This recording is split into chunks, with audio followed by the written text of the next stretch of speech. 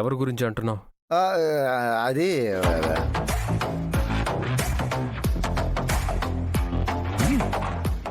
నా కూతురు గురించి అంటున్నాడు.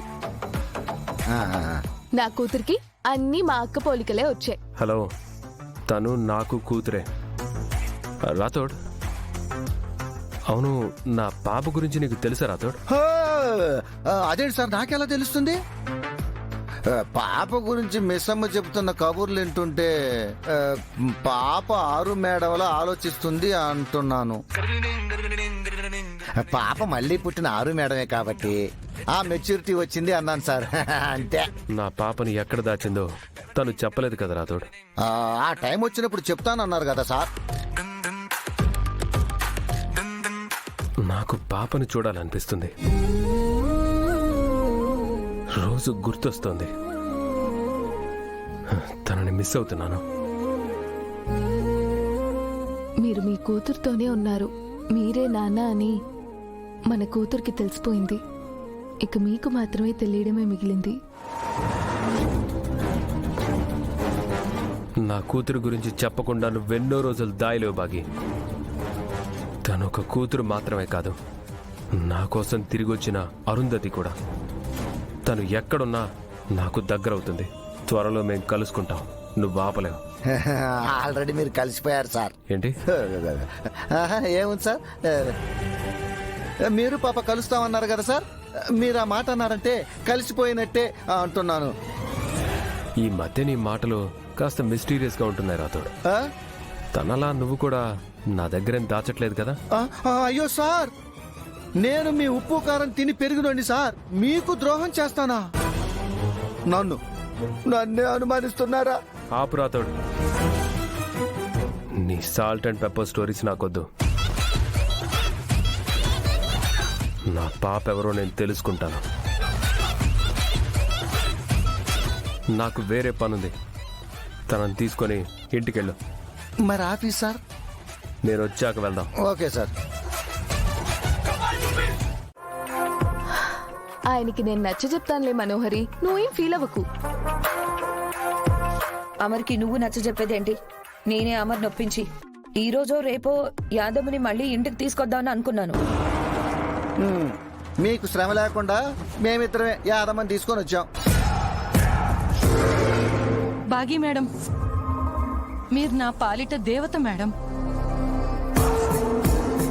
మీ దయ వల్లే మళ్ళీ నేను ఇంటికి తిరిగి రాగలిగాను.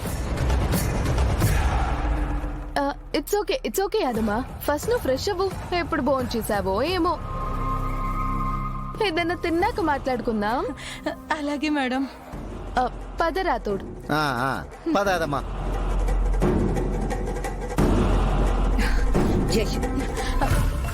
ఏంటి బాగిని దేవత అది ఇది అని నన్ను పొగుడుతున్నావు? మరి నన్ను ఇంటికి తిరిగి తీసుకొచ్చింది బాగి మేడమే కదా మనోహరి. నిన్ను ఈ ఇంటి నుంచి తరిమేసింది కూడా అదే, మర్చిపోయావా? అయినా ఎందుకు నిన్ను మళ్ళీ ఇంటికి తీసుకొచ్చినట్టు? నా పరిస్థితి చూసి జాలిపడి. నాకు ఫోన్ చేసినట్టు నువ్వు బాగికి ఫోన్ చేసి ఇంటికి తీసుకురమ్మని బ్రతుకులాడలేదు కదా? నీ మీదొట్టు మనోహరి, నేను అలా ఏం చేయలేదు. నన్ను అలా చూసి రోడ్డు పక్కనుంటే కారు ఎక్కించుకొని ఇంటికి తీసుకొచ్చింది. నిజం చెప్పు, నాకు తెలియకుండా మీరిద్దరు రహస్య ఒప్పందం ఏమైనా చేసుకున్నారా? నేను నీతో చేతులు కలిపాను, బాగి మేడంతో చేతులు కలిపాను అనుకుంటున్నావా? అలా ఏం లేదు మనోహరి. నువ్వు తనతో చేతులు కలపలేదు, ఎలాంటి ఒప్పందము చేసుకోలేదు, బ్రతిమలాడను లేదు. కానీ తను నిన్ను మళ్ళీ ఇంటికి తీసుకొచ్చిందంటే సంథింగ్ ఇస్ రాంగ్. ఎక్కడో కొడుతుంది. ఒకటి, నువ్వు అబద్ధం అయినా చెప్తుండాలి, లేదా బాగి నీకు నాకు తెలియకుండా ఏదైనా గేమ్ అయినా ఆడుతూ ఉండాలి. నేనేం తప్పు చెప్పలేదు మనోహరి. బాగి మేడం ఏం గేమ్ ఆడుతుందో నాకైతే తెలీదు. నిన్ను తీసుకొచ్చినప్పుడు ఆ బాగి నీతో ఏం మాట్లాడలేదా? నీతో ఏ విషయం చెప్పలేదా?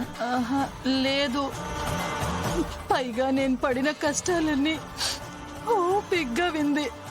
మధ్యలో ఇంకేం చెప్పలేదా? మాయ చేయడం ఏంటి? తనలో ఏదో తెలియని మ్యాజిక్ ఉంది అమరేంద్ర. తను అలాంటిదని నేను చెప్పినా నువ్వు నమ్మవు. నేను తప్పించుకోవటానికి అబద్ధం చెప్తున్నానని అనుకుంటావు. తనెవరో చెప్పురా మీరు. తన అడ్రస్ ఏంటి? తన కేర్ ఆఫ్ అడ్రస్ నువ్వే.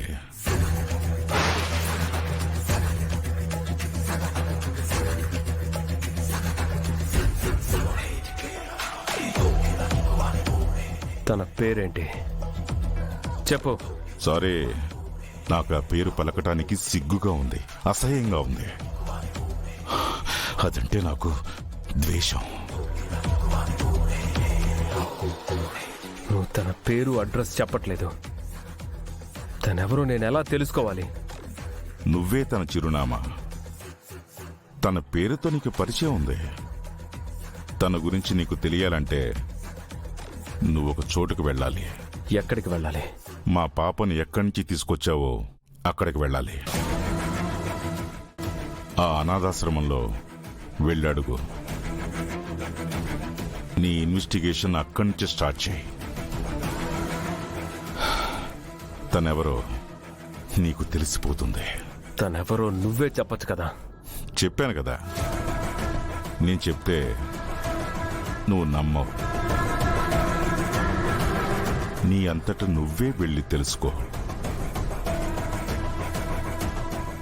ఒక్క నిమిషం అమ్మారు, ఒక ముఖ్యమైన విషయం. తను చూడ్డానికి సాదాసీదా ఆడదానిలా ఉంటుంది, కానీ చాలా ప్రమాదకరమైన ఆడదే. తన గురించి నీకు నిజం తెలిసిపోయిందని తనకు తెలిస్తే నిన్ను చంపటానికి కూడా వెనకాడదు.